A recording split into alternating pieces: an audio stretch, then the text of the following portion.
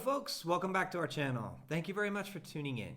I'm your host, Scott Rosen. I'm the Managing Director and one of the Advisory Board members for SRCC Impera GmbH, the international capital consulting company operating in Europe and the United States. And today's video is all about the skill sets that you and your team should have to assemble and perform a good presentation. It's a popular topic when we meet with the MBA candidates and entrepreneurs at the startup hubs, and something that they don't really discuss in school. It's more like they expect you to kind of develop this knowledge on your own. So here you go, the quick version. Bottom line, you need 4 sets of eyes to create and execute a good deck. Let's take a look.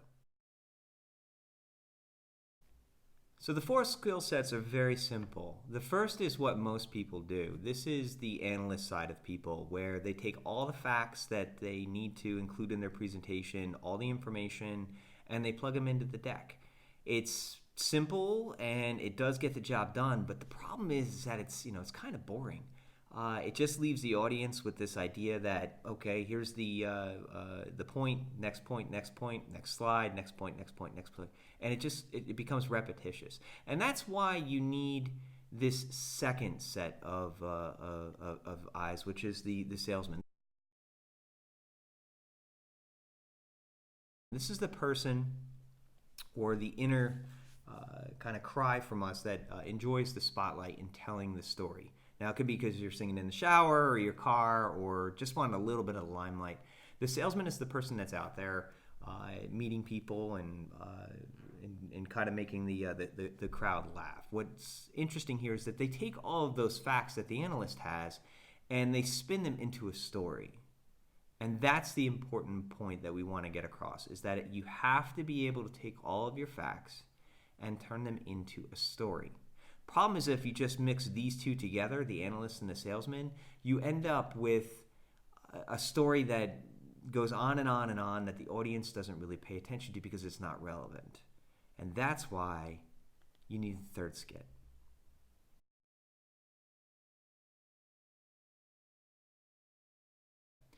The diplomat, someone in operations who knows how to create empathy, tiny tethers that you create between the audience and yourself that make the story relevant to what you're the point you're trying to get across. And they're important because this is how the audience stays with you. What's cool is that once you have these 3 skill sets and you understand that you need to dole them out, you can become the executive, which is the person who actually decides how and what points are told, what stories are told, and how many tethers of empathy that you create between you and your audience. 3 elements, all mixed to become the 4th, and that's what it basically takes. So all in, this is what you need to worry about. Take all your facts, spin them into a story, and make it relevant, because in the end, what you need to decide is how much you're going to dole out each one of those powers. Now, this begs another question too, which is very popular, which is, how do I know how to create empathy with the audience? And that comes from a very simple thing. You have to research your audience. You have to go to the LinkedIn pages or Facebook or on Bloomberg, depending on what meeting you've got. You need to be able to have an understanding, at least on a basic level, of everything that, of all the people that you're going to meet, especially the decision makers. An important point here too is that if you're going to be meeting somebody who has a difficult name, please make sure you learn how to pronounce it properly. There's nothing worse than getting into a meeting, especially with a decision maker or on the C-suite, and not having the proper pronunciation of a person's name. If you're not sure, quite simply and blatantly, just ask, which is another tidbit that you can do, because I guarantee you it's a popular question. So at least get the proper pronunciation down. Take a look at schooling. Take a look at the four basics, which are their career levels, their education levels, their professionalism, their positions, where they've been in the past. And then, if you can, try to find a few ideas about their hobbies and what they do. What they do for fun. If they have kids, these are things that you can tie to the presentation in order to make it interesting and, like I said, most important, relevant to them. So there you have it.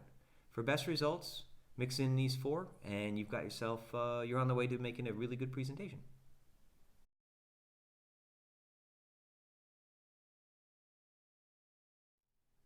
So there you have it. List the facts, but tell a story. Make it relevant to the audience you're meeting with, and if you do your research on the decision makers ahead of time, you'll stand a much greater chance at making an impact and getting your points across. It can make a huge difference between success and failure for you and your teams. That's all for now. We hope you found it useful and that it gave you an insight into how you can play to your audience or tip the scales of power in your direction. It takes time and practice to master this, so please be patient. You'll pick it up a little quicker as we go. If we're doing well, please give us a like, and don't forget to subscribe to our channel for more tips on how to make a better presentation. If you have a couple of ideas on what we should cover, or I don't know, anything that we should address, any problems that you're having, please feel free to let us know in the comments below. We'll do our best to include it in future videos as we go. Next time, we'll talk a little bit about how to deal with interruptions and how to counter them so that, well, you can keep your flow and control going. We may even have special guest Mojo here, so stay tuned. So what do you think? Yeah, should we say goodbye? Okay. Good luck with your next presentation. Thanks for tuning in, and we'll see you next time, right?